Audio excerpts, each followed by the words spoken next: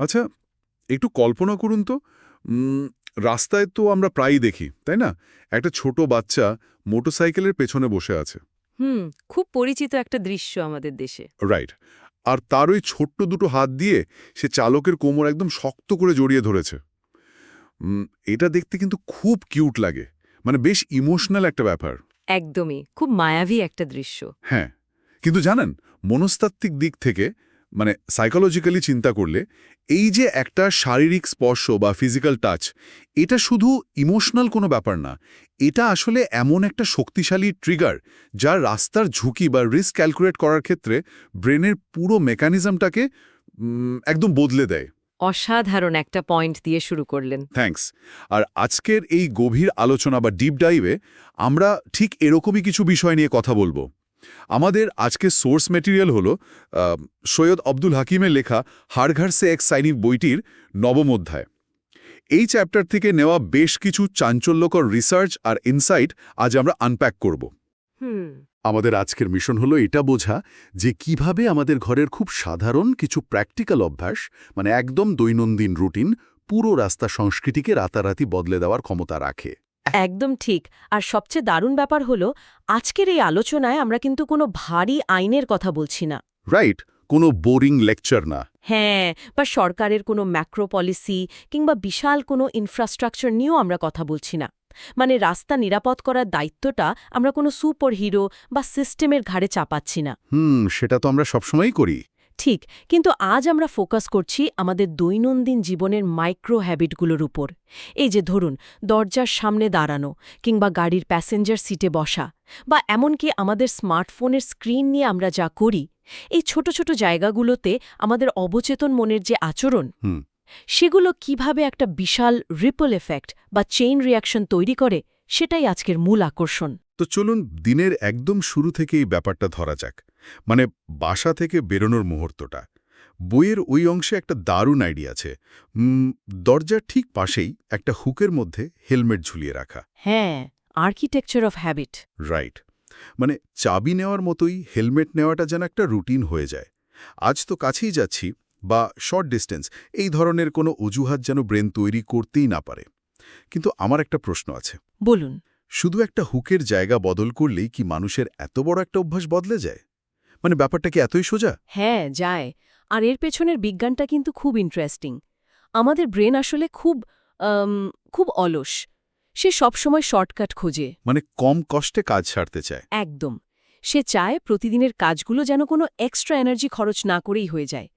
এখন ধরুন, হেলমেট যদি থাকে আলমারির ভেতরে আর চাবি থাকে টেবিলের ওপর, ব্রেনকে তখন দুটো আলাদা সিদ্ধান্ত নিতে হয়। ও আচ্ছা। আর তখনই ব্রেন ওই শর্ট ডিস্টেন্সের অজুহাত দেখায়। কারণ সে ডিসিশন ফটিগ, মানে সিদ্ধান্ত নেওয়ার ক্লান্তি এড়াতে চায়। কিন্তু হেলমেট আর চাবি যখন এক জায়গায় থাকে, তখন কি হয়? তখন ব্রেনের নিউরাল পাথওয়ে এটাকে একটা সিঙ্গল অ্যাকশন হিসেবে রেজিস্টার করে। মানে চাবি প্লাস হেলমেট সমান বাসা থেকে বের হওয়া। ব্রেন আর আলাদা করে ভাবে না। Wow, make sense. বইয়ে আরেকটা প্র্যাকটিসের কথাও তো বলা হয়েছে। ইঞ্জিন স্টার্ট করার আগেই মোবাইল ফোনটা ব্যাগের ভেতর ঢুকিয়ে ফেলার কথা। হ্যাঁ, সেটাও ঠিক একই মেকানিজমে কাজ করে। চোখের সামনে ভিজুয়াল কিউ না থাকলে ব্রেন অটোম্যাটিক্যালি ড্রাইভিংয়ে ফোকাস করতে বাধ্য হয়। ব্যাপারটা তো আসলে আমাদের মেন দরজার তালা দেওয়ার মতোই। কিভাবে? এই যে ধরুন, আমরা কি কখনো ভাবি যে আজ তো একটু রাস্তার মোড়ের দোকান থেকে আসব, মেন দরজাটা হাট করে খোলাই থাক? একদমই না। হা, না, কখনোই না। আমরা ইনস্টিংক্ট থেকেই দরজা লক করি, কারণ চুরি হওয়ার ভয়টা আমাদের ব্রেনে খুব পরিষ্কারভাবে গাঁথা আছে। অথচ গাড়িতে উঠে সিটবেল্ট বাঁধার ক্ষেত্রে আমরা ভাবি, আরে কাছেই তো যাচ্ছি, সিটবেল্ট লাগবে না। এটা কেন হয়? এটা একটা চমৎকার উদাহরণ দিয়েছেন। দরজা লক করার বিষয়টা আমাদের সার্ভাইভাল ইনস্টিংক্টের সাথে একদম মিশে গেছে। কিন্তু গাড়ির ক্ষেত্রে সমস্যা হলো, আমরা ওই তাৎক্ষণিক বিপদটাকে ভিজুয়ালাইজ বা কল্পনা করতে পারি না। আমরা ভাবি অ্যাক্সিডেন্ট তো আর রোজ রোজ হয় না। ঠিক তাই। আর এই জায়গাটাতেই বইটিতে একটা অসাধারণ টেকনিকের কথা বলা হয়েছে। সেটা হলো গাড়ির চাকার রাস্তায় নামানোর আগে মাত্র 2 সেকেন্ডের একটা পজ বা বিরতি নেওয়া। আচ্ছা, একটু দাঁড়ান। এই জায়গাটাতে আমার একটা খটকা আছে। কি রকম? প্র্যাকটিক্যালি চিন্তা করলে কেউ যদি সকালবেলা অফিসে মিটিংয়ের জন্য অলরেডি 10 মিনিট লেট থাকে, তখন তাকে যদি বলা হয় ড্রাইভওয়েটি বসে 2 সেকেন্ড পজ নিতে, সেটা তো তার কাছে অনন্তকাল মনে হবে। হ্যাঁ, তা তো বটেই। এই অতি সামান্য একটা বিরতি কি আসলেই কোনো কাজে আসে, নাকি এটা শুধু নিজের মনকে সান্ত্বনা দেওয়ার একটা উপায়? এটা খুব লজিক্যাল একটা প্রশ্ন, কিন্তু এখানে সাইকোলজিক্যাল শিফট বা ব্রেনের গিয়ার চেঞ্জ হওয়ার ব্যাপারটা বুঝতে হবে। আমরা যখন প্রতিদিন একই রাস্তায় একই রুটিনে যাতায়াত করি, তখন আমাদের ব্রেন অটোপাইলট বা সিস্টেম 1 মোডে চলে যায়। আচ্ছা। এই মোডে ব্রেন কিন্তু বর্তমান পরিস্থিতি দেখে না, সে কালকের মেমোরির ওপর ভিত্তি করে গাড়ি চালায়।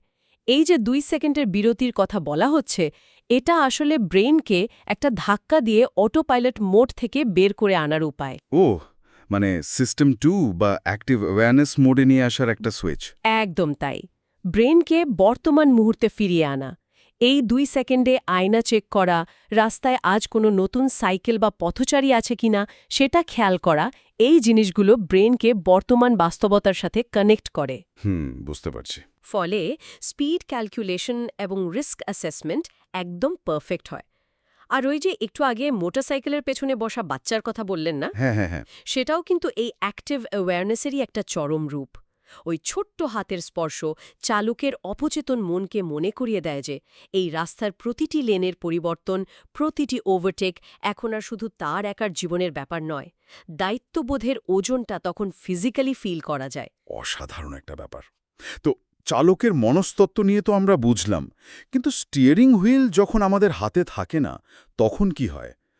প্যাসেঞ্জার সিটে বসলে তো পুরো পাওয়ার ডাইনামিকটাই চেঞ্জ হয়ে যায়। ঠিক এই জায়গাটাতেই আমরা একটা মস্ত বড় ভুল করি। প্যাসেঞ্জার সিটকে আমরা একটা সম্পূর্ণ প্যাসিভ বা নিষ্ক্রিয় জায়গা বলে ধরে নিই। হ্যাঁ, আমরা ভাবি আমাদের তো কোনো কাজ নেই, চুপচাপ বসে থাকি। কিন্তু চরম সত্য হল, চালক যখন বেপরোয়া গাড়ি চালাচ্ছে, তখন পাশে বসা যাত্রীর নীরবতা বা চুপ থাকাটা আসলে সেই ভুলকে সিগনেচার করার সমান। সিগনেচার অনুমতি দেওয়া। হ্যাঁ, আপনার নীরবতা চালককে একটা সাইলেন্ট পারমিশন বা নীরব অনুমতি দিচ্ছে। সে ভাবছে, আমি যে রাফ ড্রাইভ করছি, এতে পাশের জনের তো কোনো সমস্যা হচ্ছে না। কিন্তু বাস্তবে কারোর ড্রাইভিং নিয়ে কথা বলাটা তো সামাজিকভাবে ভীষণ অস্বস্তিকর। ধরুন, অফিসের কোনো সিনিয়র কলিগ বা পরিবারের বড় কারোর সাথে গাড়িতে বসে আছি, সে খুব রাফ ড্রাইভ করছে। খুব কমন একটা সিনারিও। তখন তাকে মুখের ওপর আস্তে চালান বলাটা মনে হয় যেন শিষ্টাচার বা ভদ্রতার চরম লঙ্ঘন।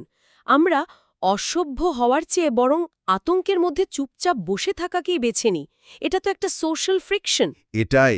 এটাই হলো সামাজিক বাধা। আমরা সামাজিকভাবে মানানসই রাখতে গিয়ে, ভদ্রতা বজায় রাখতে গিয়ে নিজেদের জীবনকেই ঝুঁকির মধ্যে ফেলে দিই। কিন্তু একটু লজিক্যালি ভাবলে দেখবেন, এই কয়েক সেকেন্ডের অস্বস্তি বা অকওয়ার্ডনেস বেশ কয়েকটি জীবন বাঁচানোর ক্ষেত্রে অত্যন্ত সস্তা একটা দাম নয় কি? তা তো অবশ্যই। জীবনের চেয়ে তো আর ভদ্রতা বড় না। সমস্যাটা আসলে আমাদের বলার ধরনে। আমরা যখন বলি, আপনি খুব খারাপ চালাচ্ছেন বা আস্তে চালান, তখন সেটা সরাসরি চালকের ইগোতে আঘাত করে। সে ডিফেন্সিভ হয়ে যায়। তাহলে এই ইগোর লড়াইটা পাশ কাটিয়ে কিভাবে কথা বলা যায়?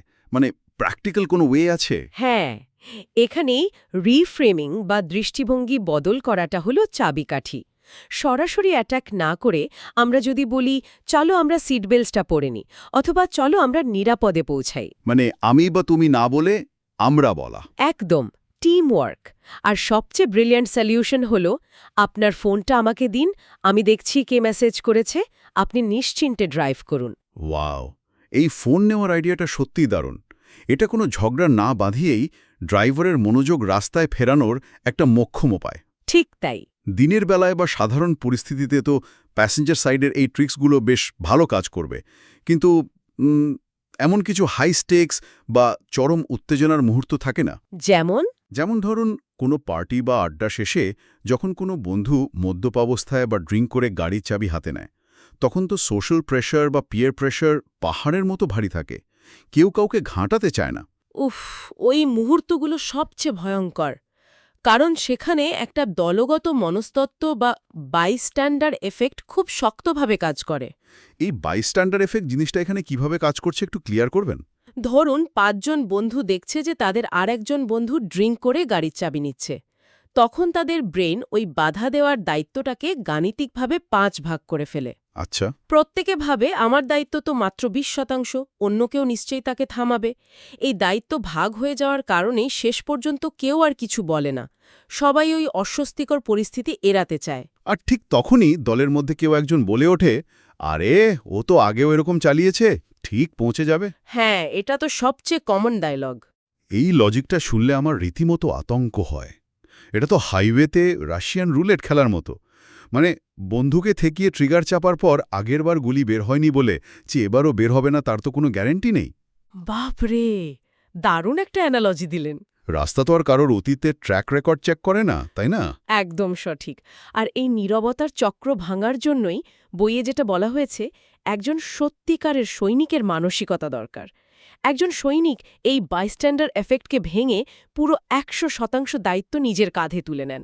মানে তিনি বসে বসে অন্যদের ভরসায় থাকেন না। না, তিনি চুপচাপ দর্শক হয়ে থাকেন না। এবং সবচেয়ে গুরুত্বপূর্ণ বিষয় হল, তিনি কোনো লেকচার দেন না, তিনি একটা প্র্যাকটিক্যাল সমাধান অফার করেন। আচ্ছা, প্র্যাকটিক্যাল সমাধান বলতে যেমন? যেমন চাবিটা কেড়ে নিয়ে বলা, আমি তোমার জন্য একটা ক্যাব বুক করে দিচ্ছি, অথবা গাড়িটা আজ এখানেই থাক, কাল সকালে এসে নিয়ে যেও, আমি তোমাকে লিফট দিচ্ছি। কিন্তু বন্ধু যদি জেদ ধরে, মাতাল অবস্থায় তো মানুষ অনেক বেশি অ্যাগ্রেসিভ থাকে। তখন অ্যাপ্রোচটা হতে হবে পুরোপুরি ইমোশনাল। বলতে হবে, আমি তোমার বন্ধু হিসেবে বলছি, প্লিজ ড্রাইভ করো না। তোমাকে এভাবে যেতে দিলে আমার নিজের খুব অস্বস্তি হবে।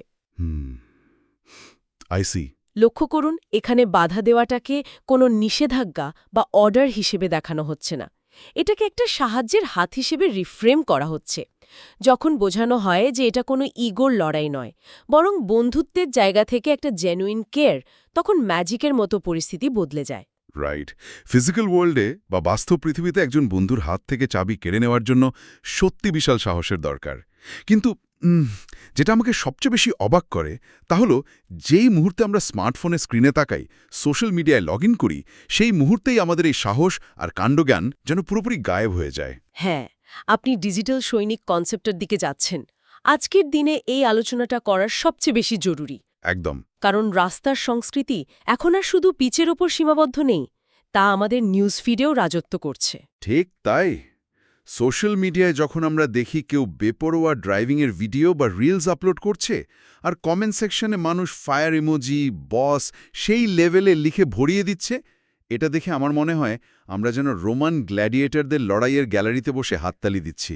সিরিয়াসলি, খুব ভয়ঙ্কর একটা কালচার। তফাৎ হলো, এখানে গ্ল্যাডিয়েটররা সত্যিকারের রাস্তায় স্টান্ট করছে, আর রক্তপাতটা এখানে একদম বাস্তব।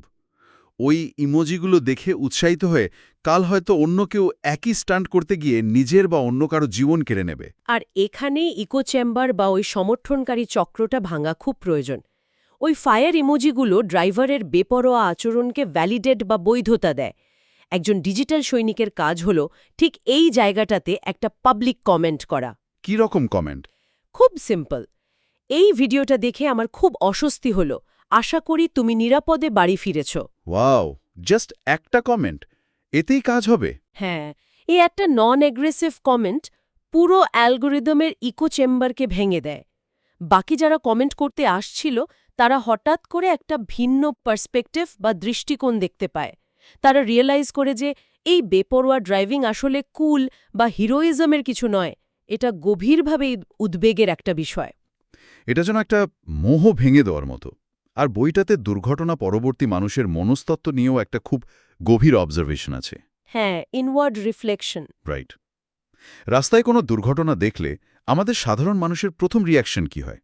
আমরা সাথে সাথে জাজমেন্টের চেয়ারে বসে যাই। আমরা জানতে চাই কার দোষ ছিল, বাস ড্রাইভারের নাকি বাইকারের। আমরা আসলে এই ব্লেম গেম বা দোষারোপের খেলাটা খেলতে খুব পছন্দ করি। কারণ দোষারোপ করলে আমাদের নিজেদের দিকে আর তাকাতে হয় না। কিন্তু এই বইয়ের দর্শন অনুযায়ী একজন সৈনিকের প্রশ্নটা সম্পূর্ণ আলাদা। তিনি বাইরের দিকে আঙ্গুল না তুলে ভেতরের দিকে তাকান। তিনি নিজেকে প্রশ্ন করেন, এই দুর্ঘটনাটি দেখার পর আমি নিজে আজ থেকে আমার কোন অভ্যাসটা বদলাব? আমি কি বদলাব? এই একটা প্রশ্ন তো পুরো দৃশ্যপটটাই পরিবর্তন করে দেয়। ঠিক তাই, কারণ যখন কার দোষ খোঁজার বদলে আমি নিজে কি বদলাব ভাবা হয়, তখন অন্যের জীবনের ওই ট্র্যাজেডিটা আর শুধু চায়ের দোকানের গসিপ থাকে না। বা খবরের কাগজের হেডলাইন হয়ে থাকে না। একদম, সেটা নিজের জীবনের জন্য একটা পার্সোনাল ওয়ার্নিং বা সতর্কবার্তায় পরিণত হয়।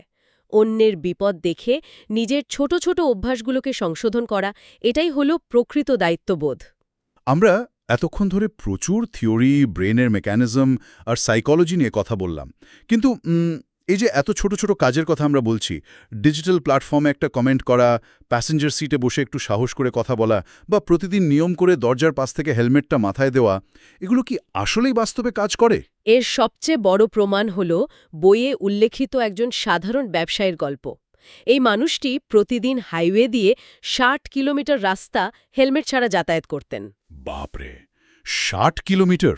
হ্যাঁ, একবার ভাবুন, বড় বড় কমার্শিয়াল গাড়ির পাশ দিয়ে কোনো প্রোটেকশন ছাড়াই তিনি রোজ বাইক চালাতেন।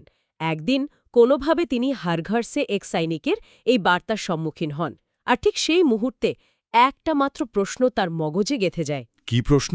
যাতায়াতের পথে আমার কিছু হয়ে গেলে আমার পরিবারের কি হবে? উফ, শুধু একটা প্রশ্ন, আমার পরিবারের কি হবে? আর এই একটা রিয়েলাইজেশন তাকে পুরোপুরি বদলে দিল। একদম। কিন্তু এখানে লক্ষণীয় বিষয়টা হলো, এই পরিবর্তনের মধ্যে কিন্তু গ্ল্যামারাস বা চমকপ্রদ কিছু নেই। কোনো সিনেমার ক্লাইম্যাক্সের মতো হঠাৎ করে তিনি সুপারহিরো হয়ে যাননি।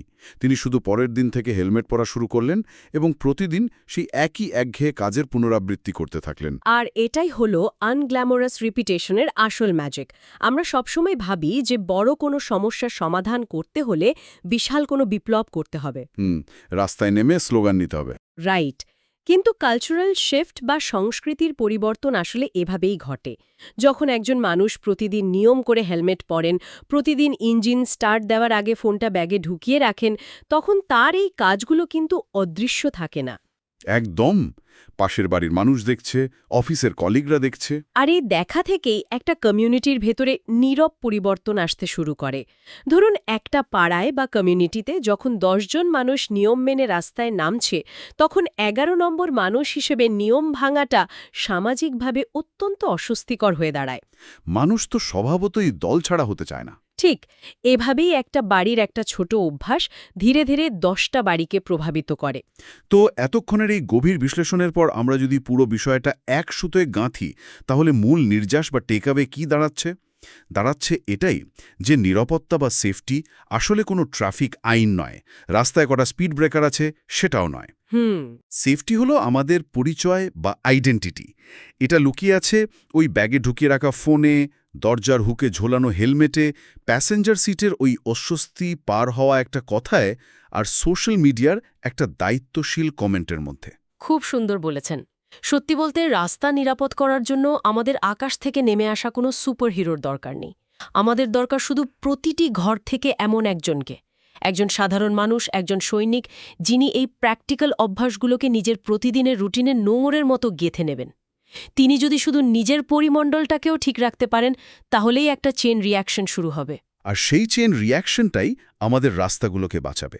আজ আমরা আমাদের এই ডিপ ডাইভ শেষ করব একটা চিন্তার খোরাক দিয়ে।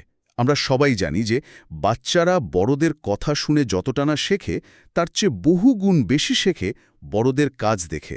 একদম, তারা সব অবজার্ভ করে। তো কাল সকালে যখন কোনো শিশু গাড়ির পেছনের সিটে বসে থাকবে, তখন চালকের তাড়াহুড়ো করা, একটু আগে যাওয়ার জন্য অন্যের পথ আটকে দেওয়া বা হলুদ সিগন্যাল দেখে স্পিড বাড়িয়ে দেওয়া দেখে সে এমন কোনো না বলা পাঠটি শিখে নেবে, যা হয়তো আজ থেকে ১০ বছর পর তার নিজের ড্রাইভিং অভ্যাসে পরিণত হবে। খুব খুব গভীর একটা প্রশ্ন।